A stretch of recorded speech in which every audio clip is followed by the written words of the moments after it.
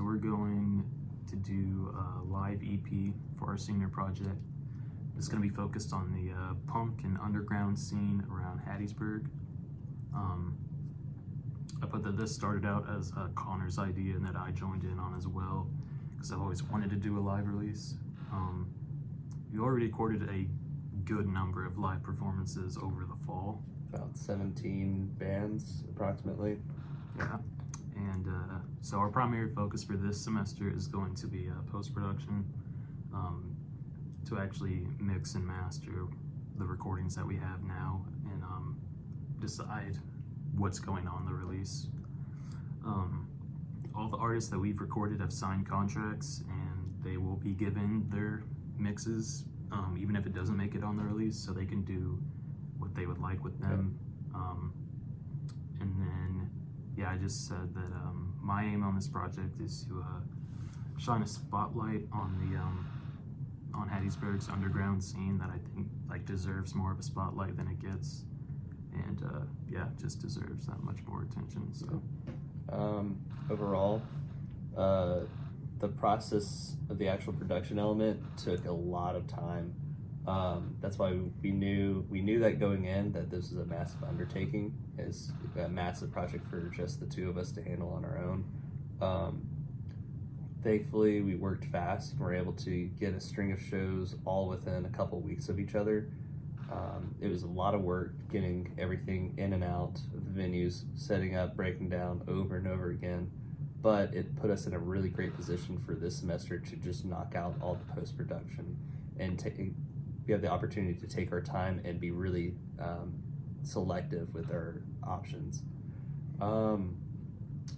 Starting this month and for end of January, we went through all the files that we had. We did encounter a hiccup. We've lost one full recording. Unfortunately, we had also shot film for that recording, so we probably will not be able to utilize that, and we'll have to set up a reshoot sometime during spring break in March. And hopefully we can get it mixed and mastered and they have a spot on the EP. Yeah, what we did end up losing were really good recordings, so we'll try and get that back as we can. But obviously March is a good while away. Until then, we'll just, like Connor mentioned, we'll save them a spot and focus on what else we have that's going on there.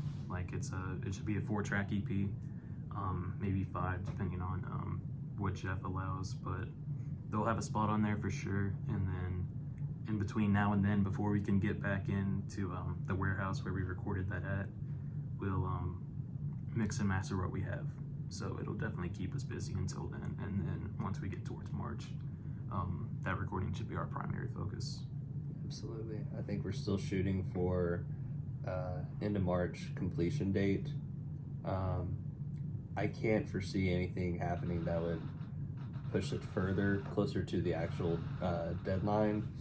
I believe that we'll be able to actually, I don't know, I'd like to start showing people before we even submit it for the actual class, and I have a little display for it, a little showcase. I'm really proud of the work we've done so far, and I hope that our finished project shows that. Right, and as you mentioned earlier with the video that we shot, we had some friends help out that to come to some of the shows that we've recorded and shoot video for those. So we're going to use that as promotional material. Once we get the finalized audio for some of these tracks, we'll sync it up with the video and use that as promotional material for the actual release when we get it out there. So that's kind of what March is looking like as well, getting that ready. And also, once it gets towards April, once the actual due date rolls around, that's when we'll worry about getting what we do have, what's going to be released up on streaming, so we can actually release it to the public, since we've been working on it this long, to have people actually listen to it. I think if we went through all this work and no one gets to hear it, it's kind of what's the point? Paid for it to be shelved. Yeah. So that's kind of what April's looking like. And then on the contract that we signed and that the artist signed, Like we mentioned, we'll give them back. Even the songs that we don't use, we'll just give them what we can do with it. Like if it's a crap recording, it'll just kind of be that. But if give it back regardless.